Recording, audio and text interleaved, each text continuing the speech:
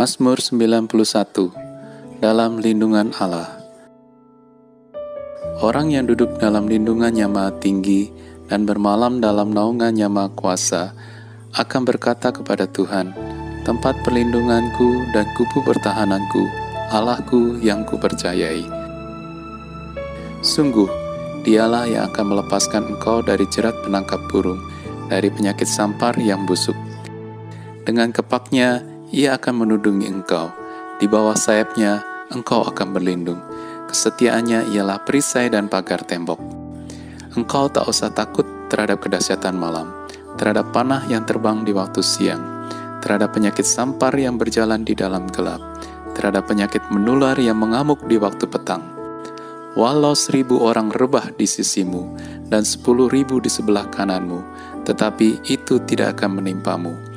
Engkau hanya menontonnya dengan matamu sendiri dan melihat pembalasan terhadap orang-orang fasik. Sebab Tuhan ialah tempat perlindunganmu, yang Maha Tinggi telah kau buat tempat perteduhanmu. Malapetaka tidak akan menimpa kamu, dan tulah tidak akan mendekat kepada kemahmu. Sebab malaikat-malaikatnya akan diperintahkannya kepadamu untuk menjaga engkau di segala jalanmu. Mereka akan menatang engkau di atas tangannya, supaya kakimu jangan terantuk kepada batu. Singa dan ular tedung akan kau langkahi. Engkau akan menginjak anak singa dan ular naga. Sungguh, hatinya melekat kepadaku, maka aku akan meluputkannya. Aku akan membentenginya, sebab ia mengenal namaku. Bila ia berseru kepadaku, aku akan menjawab. Aku akan menyertai dia dalam kesesakan. Aku akan meluputkannya dan memuliakannya. Dengan panjang umur akan kukenyangkan dia, dan akan kuperlihatkan kepadanya keselamatan daripadaku.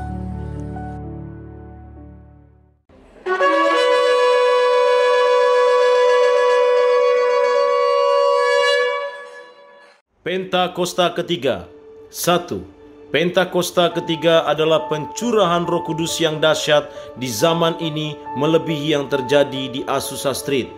2. Pentakosta ketiga akan mengakibatkan penuaian jiwa yang terbesar dan yang terakhir sebelum Tuhan Yesus datang kembali. 3. Pentakosta ketiga akan membangkitkan generasi Yeremia, yaitu anak-anak muda yang dipenuhi Roh Kudus, cinta mati-matian kepada Tuhan Yesus, tidak kompromi terhadap dosa, dan akan bergerak untuk memenangkan jiwa. 4. Pentakosta ketiga lahir di Indonesia dan bergerak ke bangsa-bangsa. Gerakan ini dari timur ke barat dan akan kembali ke Yerusalem. 5. Pentakosta ketiga akan memberikan kuasa untuk menyelesaikan amanat agung, dan setelah itu Tuhan Yesus datang kembali.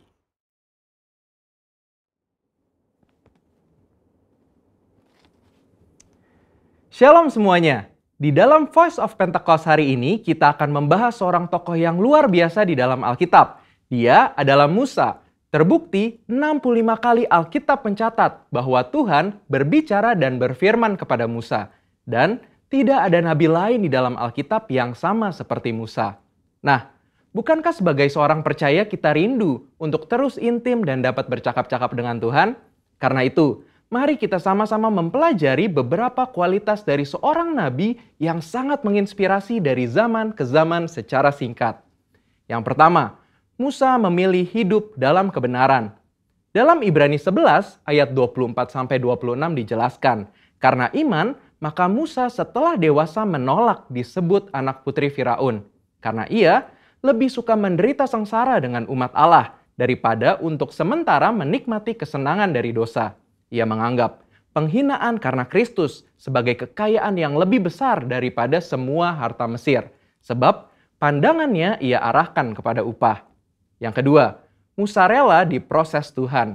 Setelah Musa melarikan diri dari tanah Mesir, ia hidup dengan sangat berbeda di tanah Midian sebagai pendatang. Selain itu, Musa juga mengalami perjumpaan pribadi dengan Tuhan dan mengenal Allah secara pribadi. Pengalaman-pengalaman ini adalah proses yang Musa jalankan untuk mempersiapkan dirinya menjadi pemimpin atas umat pilihan Tuhan.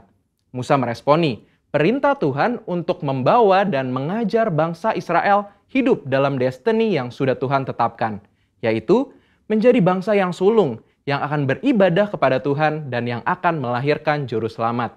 Musa sadar bahwa kehidupan dan apapun yang ia miliki adalah untuk menghidupi panggilannya.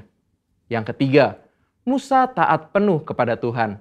Ketaatan adalah suatu ciri khas kepemimpinan dan gaya hidup dari Musa. Saat ia menerima perintah atau firman dari Tuhan, ia akan sampaikan kepada banyak orang. Dan setelah itu, ia pastikan agar perintah itu dilakukan dengan baik. Dalam berbagai kesempatan, Musa hanya mau mengambil tindakan jika memang Tuhan perintahkan demikian. Ini adalah suatu sikap penundukan diri yang luar biasa kepada Tuhan. Musa selalu menempatkan Tuhan sebagai pemimpin utama atas bangsa Israel, dan ia sebagai hambanya. Yang keempat, Musa selalu ingin adanya penyertaan Tuhan. Ketika bangsa Israel melakukan penyembahan kepada patung lembu emas, Tuhan memutuskan bahwa ia tidak akan berjalan bersama bangsa Israel ke tanah perjanjian, tetapi malaikat yang akan menuntun mereka. Apa reaksi Musa? Dia menolak untuk dituntun oleh malaikat, tetapi hanya mau dituntun oleh Tuhan. Musa bahkan menolak untuk disuruh berangkat dari padang gurun Sinai ke tanah perjanjian jika bukan Tuhan sendiri yang memimpin dia dan bangsa Israel. Musa menunjukkan bahwa bagi dia, penyertaan Tuhan adalah segala-galanya. Yang kelima, Musa mengejar hadirat Tuhan sekalipun ada resiko. Musa pernah meminta untuk melihat Tuhan di dalam kemuliaannya. Pada zaman itu, permintaan ini sangat beresiko, karena siapapun yang melihat Tuhan beresiko mati, karena karya salib Kristus belum terjadi.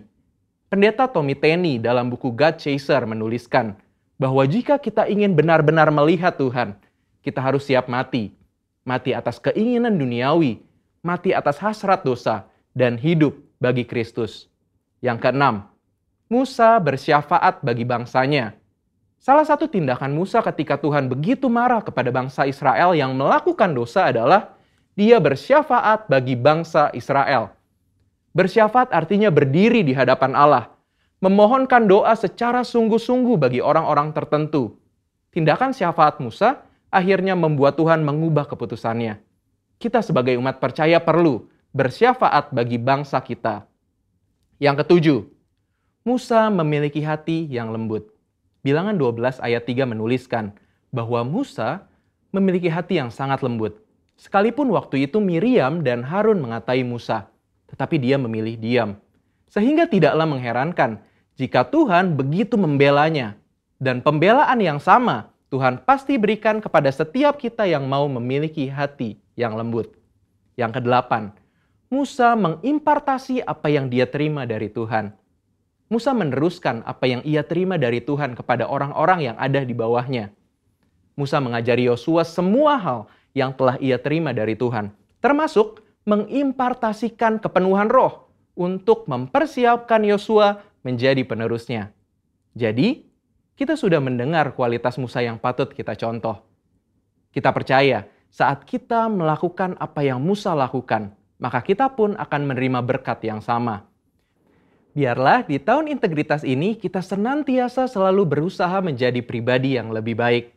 Saudara, untuk penjelasan lebih lengkapnya dari tim teologi kami, jangan lupa buka link yang ada di atas atau scan QR Code yang tersedia. Salam integritas, Tuhan Yesus memberkati.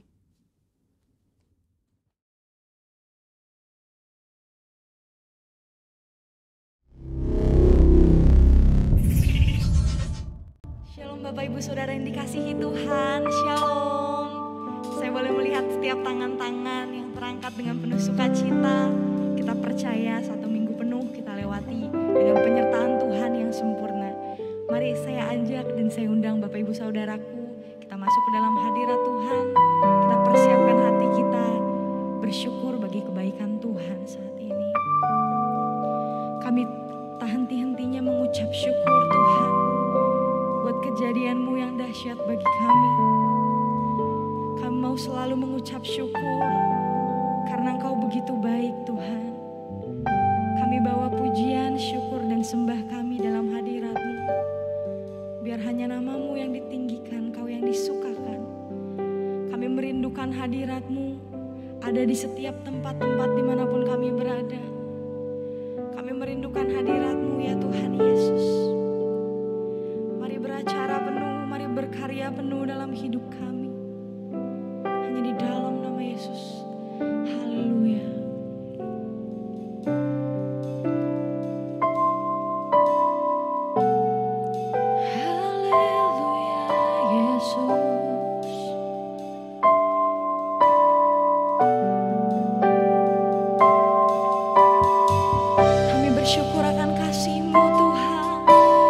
Syukur bagi cintamu.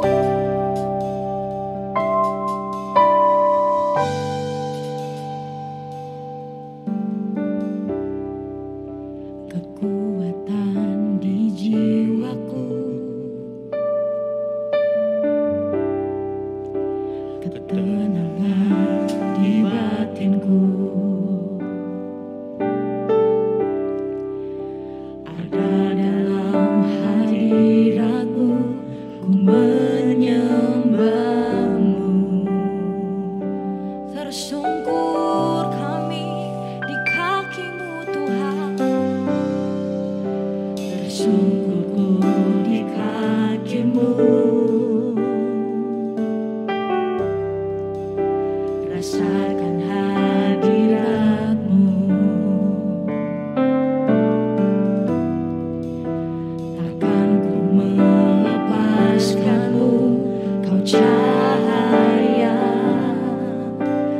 bagiku.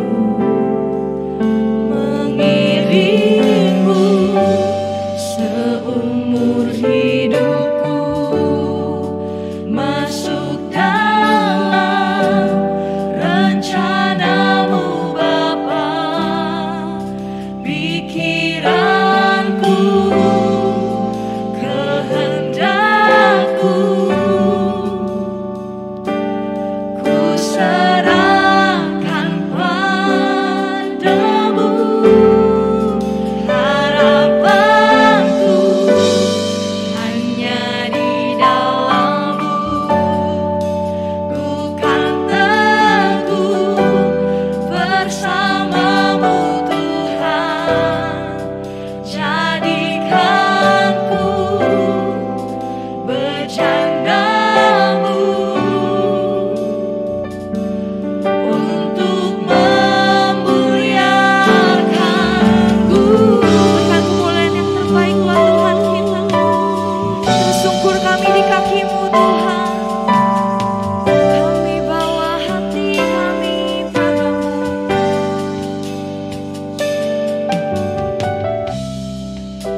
Tersungkurku di kaki-Mu, haleluya. Rasakan hadirat-Mu, takkan kami melepaskan-Mu. Takkan ku melepaskan-Mu, kau cahaya bagiku. Mengiringmu seumur hidupku, masuk dalam rencana-Mu Bapa. Pikiranku, kehendakku, ku serahkan padamu. Harapanku hanya di dalam-Mu, ku kan teguh bersama-Mu Tuhan. Jadikanku bercandamu untuk memuliakan. Biar Bapak Ibu Saudara yang naikkan pujian ini mengiringmu. Kami mau mengiringmu seumur hidup kami Tuhan. Rencana-Mu Bapa, pikiran kami, kehendak kami serahkan hanya padamu Tuhan. Ku serahkan padamu. Mari nyatakan dengan iman Bapak Ibu Saudara.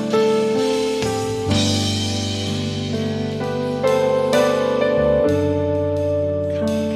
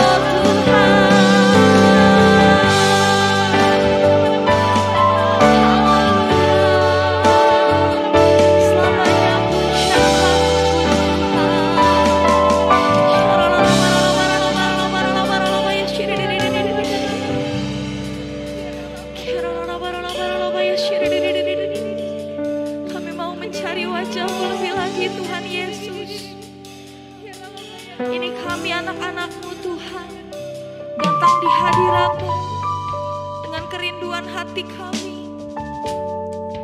Kami sembah Engkau Tuhan. Mari rasakan hadirat Tuhan.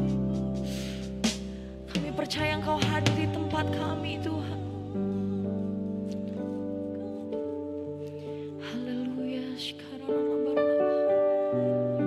Mari Bapak Ibu Saudara kita nikmati hadirat Tuhan saat ini. Dia hadir. Dia Tuhan yang maha hadir.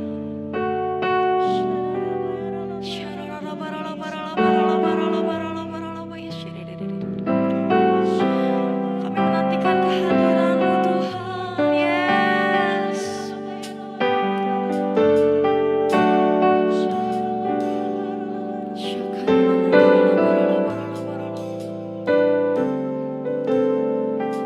Mari nyatakan, ku yakin Kau hadir di sini.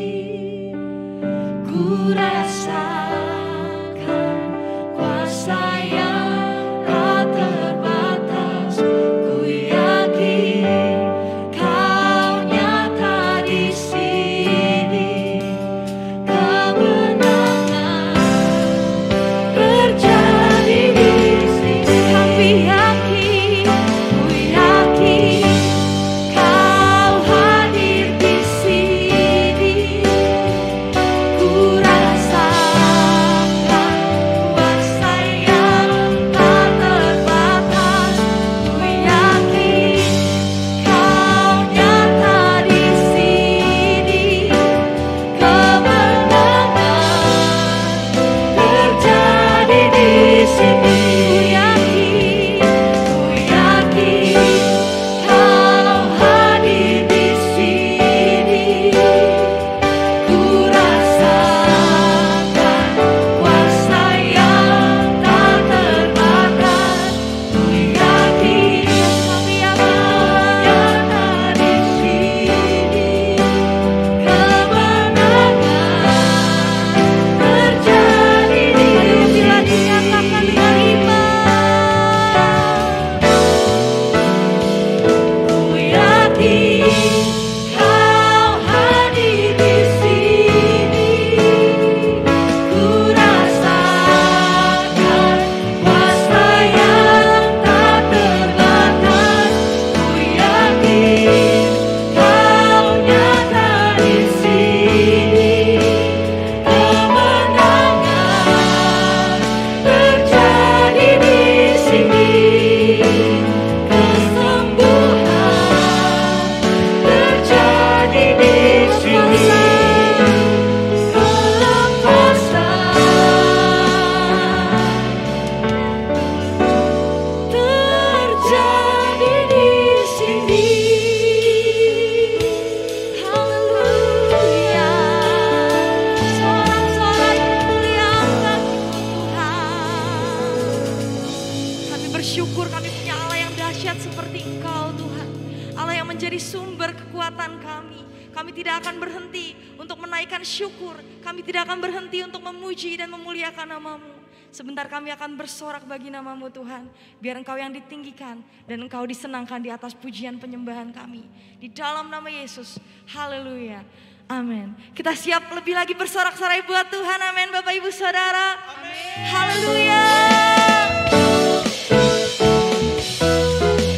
Kami percaya Tuhan, Kau selalu menjadi sumber kekuatan kami.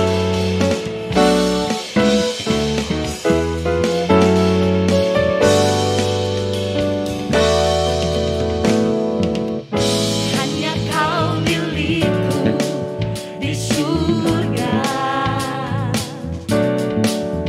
Tiada yang ku ingini di bumi.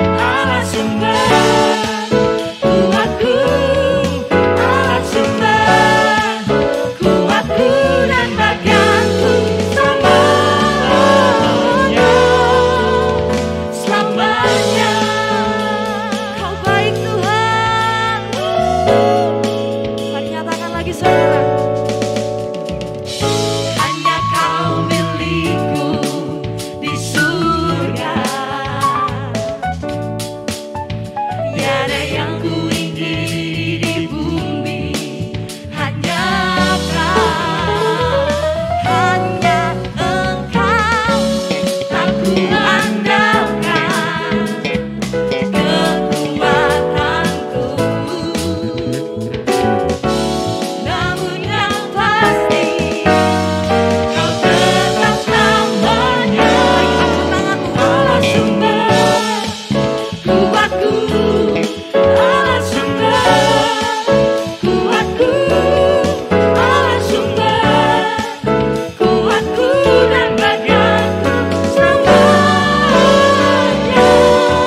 Allah sumber kuatku, Allah sumber kuatku, Allah sumber kuatku dan bagianku selamanya, selamanya.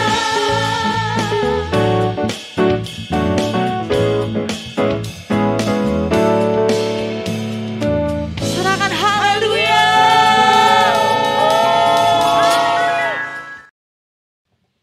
Mari sama-sama kita siapkan hati kita untuk menerima kebenaran firman Tuhan saat ini.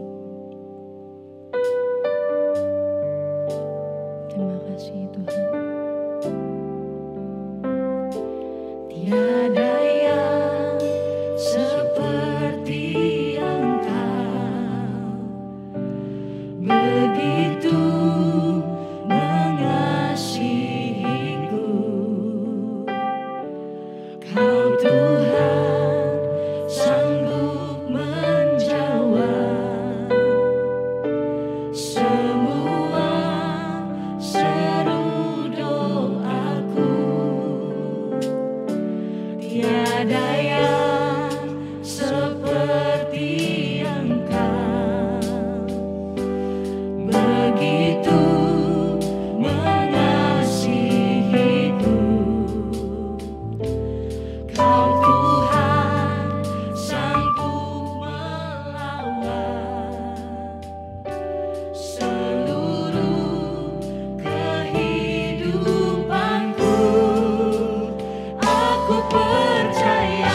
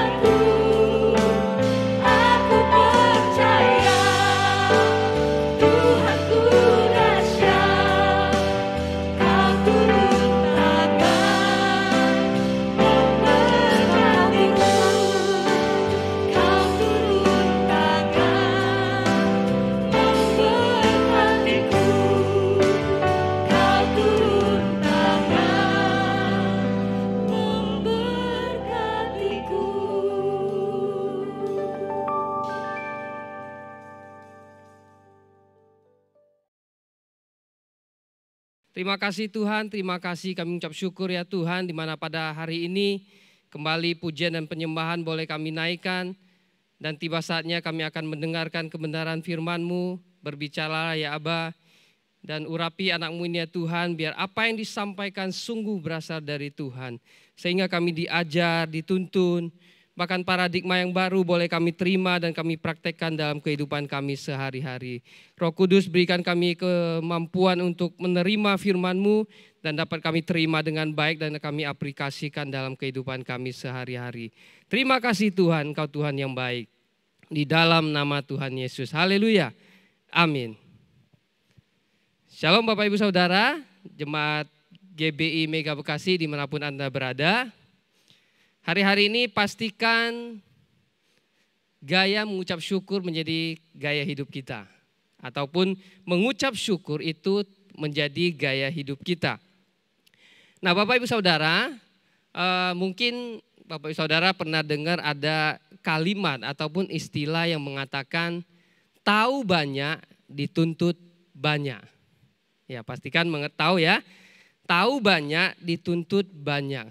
Memang hari-hari ini atau hari-hari begini Bapak Ibu Saudara, kita banyak dituntut. Dan pastikan kita bisa memilih-milih apakah tuntutan ini baik atau buruk. Dan saya mau pastikan bahwa tidak semua tuntutan itu buruk. Memang ketika banyak tuntutan kita bisa tambah capek, waktu kita bahkan bisa jadi lebih banyak kebuang. Nah tapi pastikan Bapak Saudara dengan ada tuntutan itu apakah kehidupan kita akan lebih baik. Nah ini yang lebih penting. Maka dari itu Bapak Saudara hari ini atau hari-hari ini kita butuh yang namanya hikmat. Nah berkenaan dengan tahun integritas Bapak Saudara, kita tahu kita ini butuh hikmat Tuhan. Makanya tema untuk hari ini adalah high knowledge atau hikmat tingkat tinggi.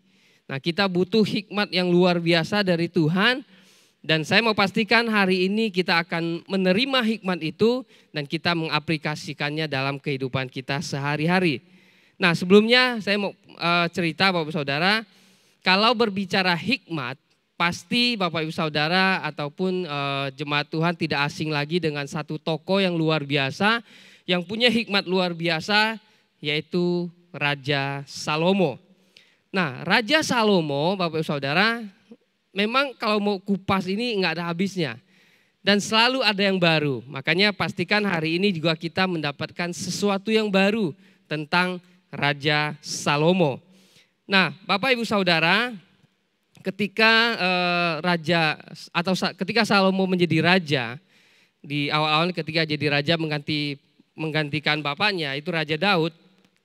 Raja Salomo itu pernah bermimpi, dia pergi ke satu tempat yang namanya Gibeon, dan di situ dia bermimpi Tuhan datang kepada dia.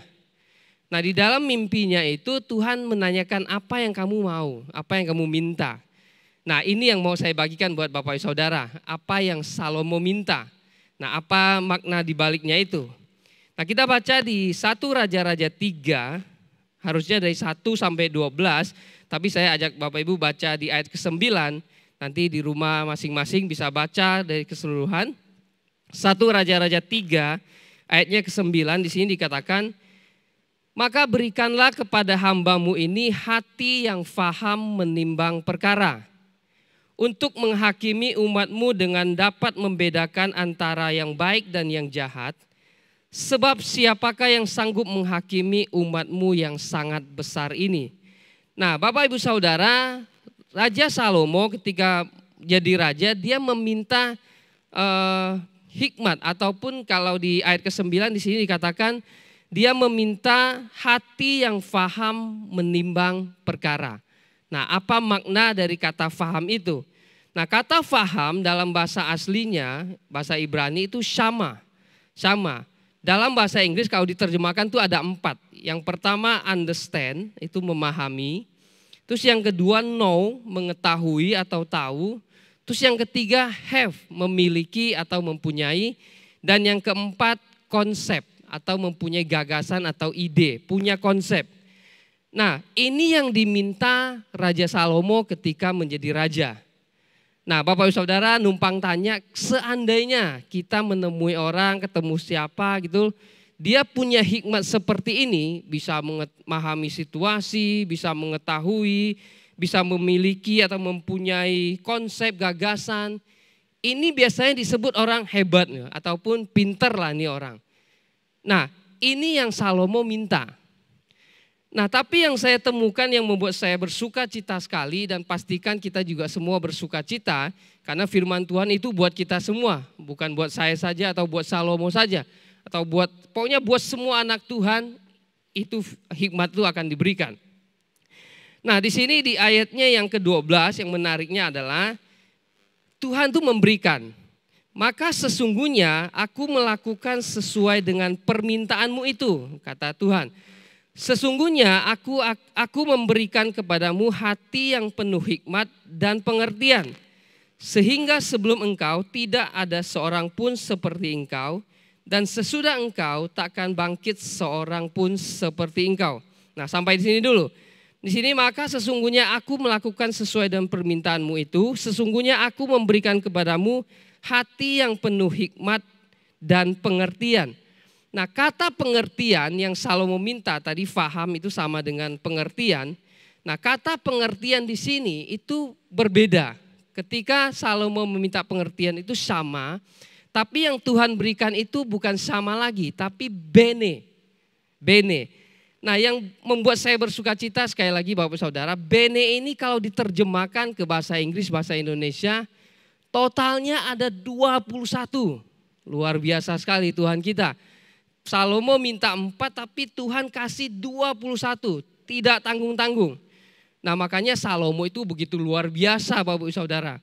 Dia ketika menggantikan Raja Daud yang notabene adalah bapaknya sendiri, tidak berperang tapi bisa menyatukan semua negara, semua daerah pada waktu itu, menjadi seorang pemimpin, seorang raja yang sangat besar dengan tidak berperang pada waktu itu. Padahal kalau waktu itu kalau mau mengambil suatu daerah itu harus berperang. Tapi Raja Salomo, Alkitab mencatatkan tidak sama sekali berperang, tapi bisa menyatukan semua daerah. Nah, ini rahasianya Bapak Ibu Saudara. Ketika dia mendapatkan bene dari Tuhan. Nah, kata bene ini terjemahannya jadi 21. Luar biasa sekali. Saya bacakan dengan cepat. Arti bene sini artinya memahami, memperhatikan, mempertimbangkan, rajin, bisa mengarahkan, membedakan, fasih, merasakan, menginformasikan, memiliki kecerdasan, melihat dengan baik, menjadi bijaksana, menginstruksikan, tahu, menandai, bisa memahami, menghargai, dapat keterampilan, bisa mengajar, berpikir, dan bisa melihat dengan baik. Tepuk tangan dulu buat Tuhan kita. Nah, Bapak Ibu Saudara, ini yang luar biasa sekali. Sekali lagi, di situasi seperti ini saya berpikir dan saya mau pastikan bahwa kita sangat membutuhkan hikmat dari Tuhan. Dan hikmat dari Tuhan bukan seperti yang dunia. Hikmat dari Tuhan itu membuat kita bisa mengatasi setiap masalah yang ada. Dan berujung kita bisa tetap mengucap syukur. Walaupun keadaan tidak semakin baik. Nah, untuk itu Bapak Saudara, Yakobus 1 ayat 15 dikatakan, tetapi apabila di antara kamu ada yang kekurangan hikmat, hendaklah ia memintanya kepada Allah. Yang memberikan kepada semua orang, sekali lagi perhatikan, yang memberikan kepada semua orang dengan murah hati, dengan tidak membangkit-bangkit, maka hal itu akan diberikan kepadanya. Nah, kabar gembiranya Bapak Ibu Saudara, kita sebagai anak Tuhan di awal saya sudah sampaikan bahwa kita boleh meminta. Nah, kalau Raja Salomo dikasih, ya lainnya juga anak Tuhan yang sungguh-sungguh percaya pasti Tuhan juga kasih. Karena sini dikatakan di Yakobus 1 ayat 15, tetapi apabila di antara kamu ada yang kekurangan hikmat, hendaklah ia memintanya kepada Allah yang memberikan kepada semua orang. Perhatikan, semua orang dengan murah hati dan dengan tidak membangkit-bangkit, maka hal itu akan diberikan kepadanya. Nah, di sini Tuhan akan memberikan dengan murah hati dan dengan tidak membangkit-bangkit. Bapak Ibu Saudara mungkin bertanya, tidak membangkit-bangkit itu apa? Nah, saya sempat cari-cari, ternyata di Alkitab terjemahan sederhana di sini dijelaskan, tidak bangkit-bangkit itu Tuhan itu tidak sungkan gitu loh. Tidak sungkan untuk diberikan kepada kita. Tidak seperti mungkin kalau kita punya atasan atau bos, mungkin kalau kita minta dia bisa kesel, dia bisa marah. Ini enggak.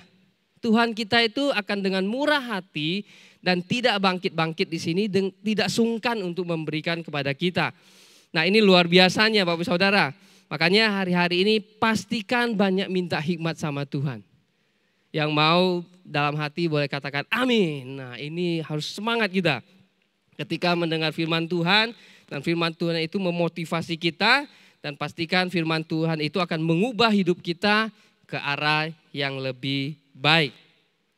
Untuk itu Bapak Ibu Saudara, kita perlu mengoptimalkan ataupun pikiran atau otak kita. Nah, makanya hari-hari ini coba lebih banyak mengoptimalkan otak kita. Nah, kemarin saya sangat diberkati dengan ketika Gembala Rayon kita, Bapak Pendeta Andi Markus mengajak kita untuk banyak lihat video YouTube-nya Bapak Pendeta Yakub Esra. Nah, kemarin di doa pagi, nah Bapak Saudara sebagai informasi juga, Rayon kita sekarang tiap hari ada doa pagi. Silakan bergabung, menikmati hadirat Tuhan, bahkan bisa memunculkan karunia-karunia yang Tuhan berikan buat Bapak Ibu Saudara. Nah, Bapak Pendeta Yakub Esra, Dr. Yakub Esra, dia emang expert di power karakter. Power karakter, saya sempat lihat videonya dan bagus sekali. Dan saya mendapat sesuatu dari sana yang mau saya bagikan. Jadi menurut Bapak Pendeta Dr. Yakub Esra, otak kita ada yang namanya prefrontal cortex. Nah, ada bagian atau otak kita yang disebut prefrontal cortex. Nah, korteks ini anatomi, sedangkan prefrontal itu otak depan. Nah, di sini diajarkan supaya kita berhikmat ketika kita sudah minta hikmat sama Tuhan, kita mau optimalkan otak kita atau pikiran kita. Nah, kita perlu mengetahui fungsi dari otak depan kita yang disebut prefrontal cortex. Nah, prefrontal cortex atau otak depan kita ini fungsinya ada 5. Fungsinya ada 5, dengan cepat akan saya sampaikan. Yang pertama, fungsi dari otak depan kita itu adalah menganalisa atau analisa. Nah, apa yang kita analisa? Dalam menganalisa, pastikan kita mengerti yang namanya kesempatan dan resiko. Jangan hanya melihat kesempatannya saja tanpa melihat resiko. Nah, kalau kita hanya melihat kesempatan, mungkin kita bisa nabrak sana sini. Nah, atau kalau kita hanya lihat resiko, mungkin kita nggak berani jalan atau tidak berani melakukan sesuatu. Nah, pastikan ketika mendapatkan sesuatu kita analisa dulu. Ini kesempatan dan resikonya seperti apa. Dianalisa. Otak kita dipakai untuk menganalisa. Terus yang kedua, Bapak Ibu Saudara, otak depan kita itu juga berfungsi untuk belajar. Nah, pastikan sekarang kita banyak belajar. Dengan kita tidak banyak bisa kemana-mana, pastikan kita juga banyak belajar. Nah, belajar mungkin bisa apa saja. Bisa mendengarkan firman Tuhan, bisa dimanapun kita berada kita bisa belajar. Tapi di sini pastikan kita belajar sesuatu yang membangun kita. Sesuatu yang bisa membuat kita menjadi expert ataupun ahli. Nah, kalau kita sebagai contoh mungkin kalau ada ibu-ibu yang suka masak, ya betul-betul ditekunin sampai kita itu jadi expert. Nah, kalau udah expert atau jadi ahli, itu biasanya dicari. Kalau kita hanya bisa biasa-biasa saja, ya banyak orang yang bisa. Tapi kalau sudah kita tekunin sampai kita menjadi ahli, itu yang akan dicari orang. Nah, itu hikmat yang luar biasa Tuhan kasih. Jadi harus banyak belajar. Terus yang ketiga, otak depan kita ini juga berfungsi untuk mengevaluasi. Nah, harus banyak evaluasi. Ketika di doa malam Bapak Ibu Saudara, pastikan kita mengevaluasi. Kalau ada hal-hal yang mungkin kita lakukan belum sempurna atau masih banyak kekurang-kurangnya, kita evaluasi. Dan otak ini harus dipakai untuk mengevaluasi. Terus yang keempat, fungsi dari otak depan kita ini juga berfungsi sebagai pilihan. Nah, pilihan ini penting Bapak Saudara. Di sini diajarkan bedakan toleransi dengan kompromi. Nah, bedakan toleransi dengan kompromi. Nah, kalau toleransi iya, dimanapun kita berada selalu diajarkan kita bisa toleransi. Tapi jangan sampai kompromi. Nah, saya kasih contoh misalnya kita punya teman yang mungkin masih merokok. Nah, toleransi iya, kita toleransi sama dia, tetap bisa bergaul, berteman sama dia, nggak masalah. Tapi kalau kita kompromi, berarti kita ikut merokok. Nah, itu yang salah. Ataupun kalau ada teman yang masih melakukan dosa, kompromi jadi ikutan. Kalau toleransi itu, Bapak kita tetap berteman, kita tidak memusuhi dia. Jangan karena dia merokok kita nggak mau berteman dengan dia. Nah, itu toleransi. Makanya bedakan pilihan itu kompromi atau toleransi. Nah, saya pastikan kita bisa mengerti di sini ya. Terus yang terakhir itu keputusan. Keputusan. Otak depan kita ini berfungsi untuk pengambilan keputusan. Nah, ini juga penting Bapak Saudara berkenaan dengan tahun integritas. Jadi kita ini kalau ngambil keputusan tidak asal membatalkannya. Pastikan ini tahun integritas di mana perkataan dan perbuatan kita itu harus sama. Bahkan di tahun integritas ini kita diajarkan kita punya kualitas atau mutu yang baik. Makanya dari itu otak depan kita, pengambilan keputusan kita harus tepat. Nah, bagaimana supaya keputusan kita bisa tepat? Di sini saya mau katakan bahwa pengambilan keputusan itu ada dua. Ada keputusan strategis dan ada keputusan praktis. Keputusan strategis adalah keputusan yang berdampak bagi kita dan orang lain. Contoh misalnya disuruh ngajar ataupun disuruh bawain firman Tuhan atau kalau dari kerjaan disuruh datang untuk mengevaluasi, dipanggil atasan. Nah, ketika kita sudah mengatakan oke, bisa, itu pastikan kita menepatinya. Karena ini keputusan strategis, keputusan yang berdampak bagi diri kita dan orang lain. Nah, saya nggak tahu nanti ke depan kan pasti banyak keputusan yang harus Bapak Ibu ambil. Makanya pastikan ini keputusan praktis atau strategis. Sekali lagi kalau yang strategis itu yang berdampak bagi diri kita dan orang lain. Tetapi kalau keputusan praktis itu keputusan yang berdampak bagi pribadi kita sendiri. Contoh misalnya saya mau pakai baju apa itu berdampak bagi saya sendiri. Nah, ini penting. Makanya keputusan itu dibagi dua, keputusan strategis atau keputusan praktis. Nah, itu fungsi dari prefrontal cortex ataupun anatomi otak depan kita.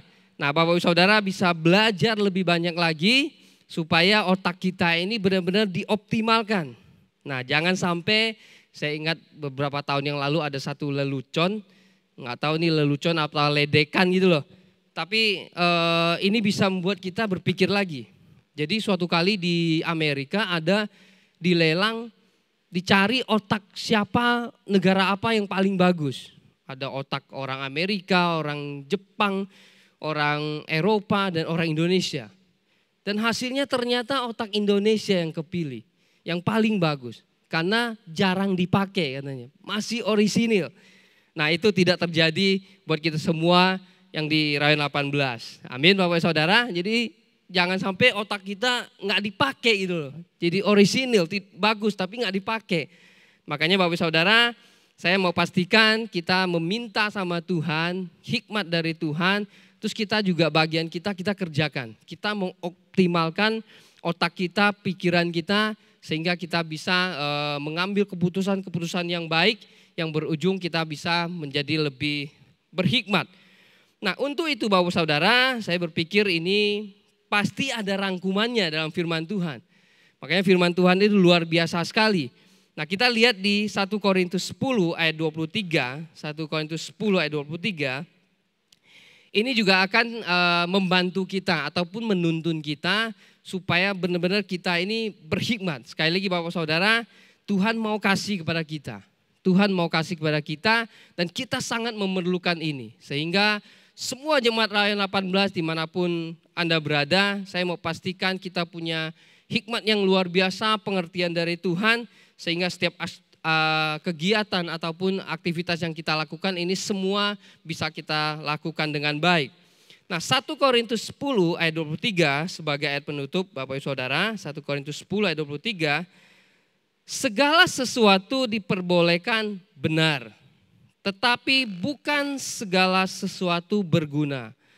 Segala sesuatu diperbolehkan benar, tapi bukan segala sesuatu membangun. Bapak Ibu catat baik-baik firman Tuhan ini dan pastikan kita mengerti betul. Di sini dikatakan segala sesuatu diperbolehkan benar, tetapi bukan segala sesuatu berguna. Segala sesuatu diperbolehkan benar, tetapi bukan segala sesuatu membangun. Nah, Bapak Ibu Saudara, di sini ada dua kata, berguna dan membangun. Nah, ketika kita mau melakukan apapun, pastikan ini berguna dan membangun. Jangan hanya salah satu. Nah, contoh misalnya kita ada orang yang melakukan korupsi. Apakah itu berguna? Ya, berguna kalau mendapatkan uang banyak tanpa kerja keras. Tapi apakah membangun? Kalau ketangkap KPK, nah, itu tidak membangun. Artinya hanya berguna dan tidak membangun. Tapi firman Tuhan mengajarkan kepada kita dalam kita mengambil keputusan, melakukan pekerjaan, dalam kita bersosialisasi dengan banyak orang, apapun yang harus kita lakukan itu pastikan berguna dan membangun.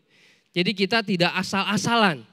Nah, ini yang menjadi kerinduan saya dan tentunya semua kita yang ada di Rayon 18, kita ini akan menjadi pribadi yang smart, yang pintar, yang mau terus belajar dan tahu mana yang berguna dan membangun. Nah, pastikan Bapak Ibu Saudara, ada beberapa poin di sini kita belajar hari ini berkaitan dengan tahun integritas, di mana mutu kualitas kita akan terlihat. Makanya kita perlu hikmat tingkat tinggi dari Tuhan. Dan doa saya, Tuhan akan memberikan buat Bapak Ibu Saudara, dan ketika diterima kita mengucap syukur, kita berusaha melakukan yang terbaik dan nama Tuhan Yesus yang dimuliakan. Terima kasih, saya berpikir ini akan menjadi rema buat kita semua, kita lakukan dan kita meminta hikmat dari Tuhan. Mari kita bersatu dalam doa. Bapak, terima kasih, kami sungguh mengucap syukur ya Tuhan, Engkau Tuhan yang baik, Engkau Allah yang baik. Terima kasih kami diberikan pengertian bahwa kami ketika kekurangan hikmat pengertian, kami boleh minta kepada Tuhan. Dan kami punya Tuhan yang baik yang akan memberikan kepada kami. Terima kasih Tuhan, terima kasih. Kami juga mau berusaha Tuhan mengoptimalkan pikiran kami. Kami tetap mau belajar, kami tetap bisa mengambil keputusan yang baik dengan hikmat dari Tuhan. Terima kasih Tuhan, Kau berkati semua jemaat-Mu di GBI Mega Bekasi, Rayon 18 dimanapun berada. Apapun yang mereka kerjakan ya Tuhan, Kau berikan hikmat supaya keputusan yang mereka ambil semua menyenangkan Tuhan. Dan berujung mereka akan diberkati Tuhan. Terima kasih Bapa, yang susah Engkau hibur, yang beban berat Engkau angkat. Bahkan kalau ada yang sakit, Engkau sanggup menyembuhkan di dalam nama Tuhan Yesus. Terima kasih Tuhan, Engkau Tuhan yang baik. Dalam nama Tuhan Yesus, haleluya, amin. Mari kita bersatu dalam doa untuk membawa persembahan kita dan persepuluhan kita ke rumah Tuhan. Bapa, ini milik-Mu yang Kau titipkan dalam ribahan setiap kami. Kami akan bawa ke dalam rumah-Mu dengan penuh ucapan syukur. Di bulan yang baru ini Tuhan, kami tidak datang dengan tangan hampa. Apa yang Kau sudah memberi yang terbaik dalam kehidupan kami akan bawa ke dalam rumah-Mu ya Tuhan. Persepuluhan yang Kau titipkan kami kembalikan dalam nama Yesus. Persembahan yang terbaik kami akan bawa ke dalam rumah-Mu dengan penuh ucapan syukur Tuhan. Dengan penuh cinta dan hormat kami kepada-Mu. Di dalam nama Yesus kami berdoa. Haleluya. Amin.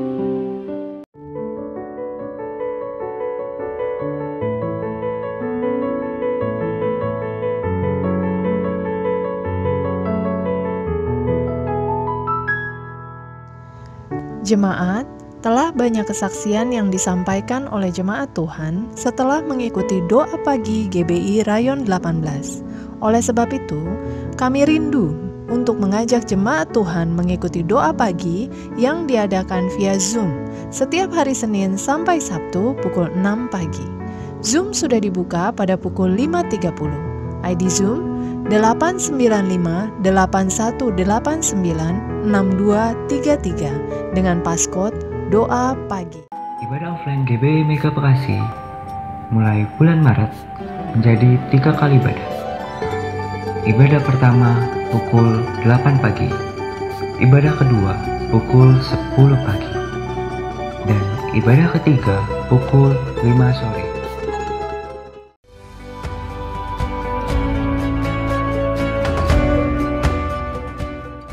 Prayer Tour yang diadakan setiap hari Selasa dan Rabu pukul 9 malam via Zoom. ID Zoom yaitu 891 8221 0422 dengan passcode Unity.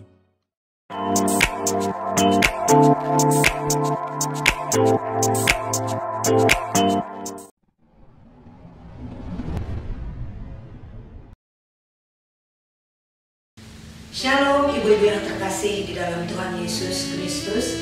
Kami pengurus WBI GBI Rayon 18 akan mengadakan ibadah Paskah yang akan diadakan pada hari Kamis tanggal 8 April 2021 pukul 10 waktu Indonesia bagian Barat. Bentuk ibadah online by YouTube. Adapun YouTube channel kami adalah GBI Rayon 18.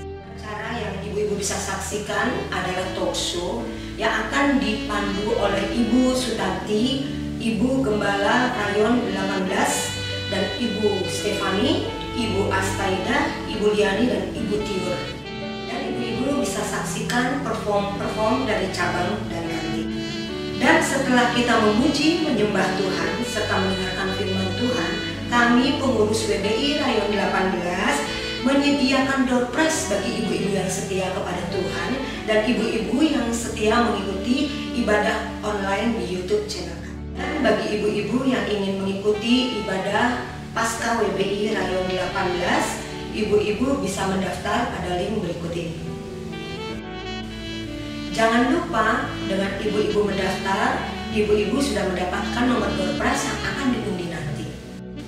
Paskah WBI Rayon 18 Kamis 8 April 2021 pukul 10 waktu Indonesia bagian Barat.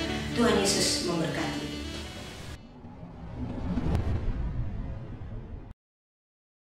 Shalom anak muda. Light Church akan kembali mengadakan ibadah onsite pada hari Minggu 14 Maret 2021 jam 2 siang di GBI Mega Bekasi. Kami mengundang teman-teman yang berjiwa muda untuk hadir dalam ibadah ini. Bagi teman-teman yang akan hadir, diharapkan mengisi formulir yang tertera pada link di bawah atau dengan cara scan QR Code berikut ini. See you and God bless you.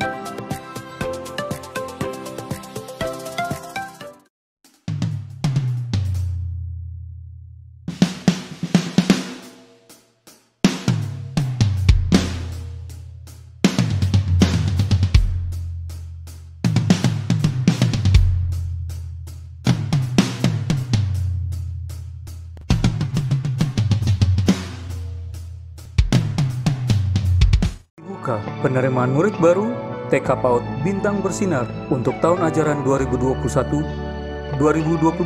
Untuk tahun ini, uang pangkal bebas. Daftarkan anak Anda di TK Bintang Bersinar Mega Bekasi atau di TK Bintang Bersinar Cibitung.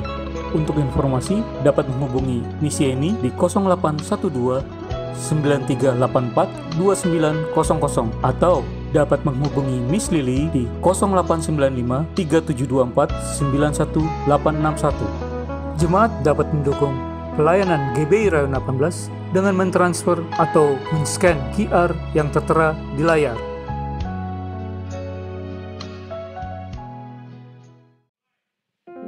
Puji nama Tuhan, kita sudah diberkati oleh kebenaran firman Tuhan pada saat ini. Tiba saatnya kita akan bersatu dalam doa syafaat dan kembali menaikkan syukur.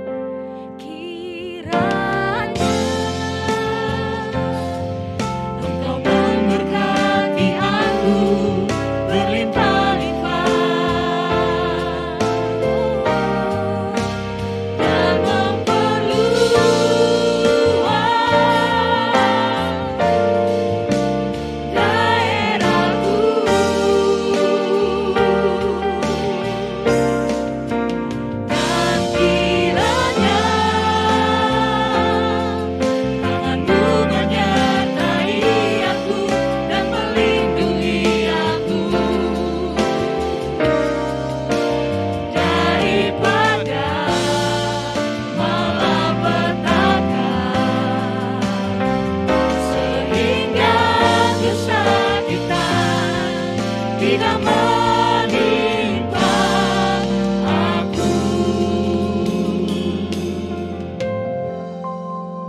Kami bersyukur Tuhan buat hari ini, buat ibadah yang berlangsung dengan baik.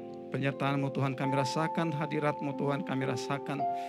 Terlebih dalam pemberitaan firman-Mu Tuhan, Engkau yang memberkati kami lewat kebenaran firman yang disampaikan hamba-Mu. Tuhan, kami berdoa biarlah kiranya firman yang terbuka oleh hamba-Mu, Tuhan boleh menjadi berbuah lebat. Boleh kami menjadi saksi-Mu lewat kebenaran firman-Mu ini ya Tuhan. Terima kasih Bapa. Saat ini juga kami berdoa buat hamba-Mu, Bapak Pendeta Dr. Insinyur Niko Raharja sebagai gembala pembina kami. Tuhan memberkati segenap kehidupannya dan keluarga besarnya. Bahkan pelayannya Tuhan memberkati dengan baik di dalam nama Tuhan Yesus.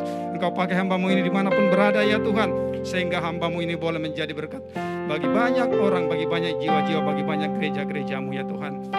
Juga kami berdoa buat gembala sidang kami, Gembala Ryan Bapak Pendeta Dr. Andi Markus MTH di tempat ini. Tuhan memberkati hamba-Mu ini, keluarganya. Bahkan Tuhan memberkati semua staf pelayanannya. Dari keempat wakil gembala, Tuhan berkati dalam pelayanan mereka. Gembala-gembala cabang, gembala-gembala ranting, bahkan gembala-gembala kul. Tuhan memberkati semua hamba-hamba-Mu ini lewat pelayanan mereka. Boleh Tuhan dirasakan oleh jemaat-Mu di Rayon 18 ini. Terima kasih Bapak, juga kami berdoa Tuhan buat para full timer yang membantu pelayanan tempat ini. Tuhan semua memberkatinya di dalam nama Tuhan Yesus. Tuhan tak juga lupa kami doakan bangsa dan negeri kami yang kami cintai, Indonesia ini ya Tuhan.